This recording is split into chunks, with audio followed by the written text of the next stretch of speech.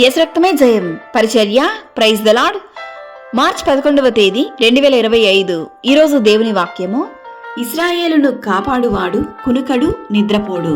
కీర్తనలు 121వ కీర్తన 4వ వాక్యము. యెహోవాయే నిన్ను కాపాడువాడు, నీ కుడి పక్కను యెహోవా నీకు నీడగా ఉండును. మనల్ని కంటికి రెప్పలా కాచి కాపాడే దేవుడే మన యేసయ్య.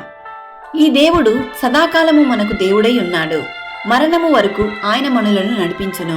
ఆపత్కాలమందు వారు నీ మీదకి రాగా యెహోవా నిన్ను ఆదుకొనును. దేవుని వాక్యం ఇలా సెలవిస్తుంది.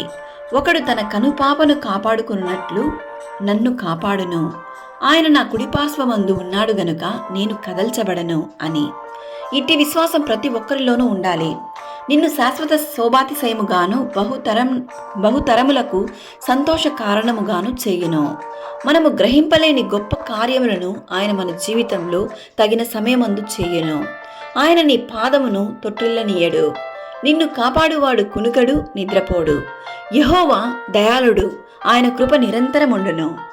నిన్ను అనేక సార్లు సాతాను పడద్రోయాలని, నిన్ను గాయపరచాలని, నిన్ను నాశనం చేయాలని చూసినా ఆయన తన రెక్కల నీడలో నిన్ను నిరంతరం కాపాడును. నీవు దేనిని బట్టి భయపడకుండునట్లు దేవుడు నీకు తోడు నీడగా ఉండును.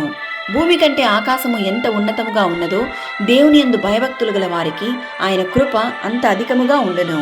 సకల ఘనత మహిమ ప్రభావములు యేసయ్యకు మాత్రమే కలుగునుగాక. ఆమేన్. God bless you.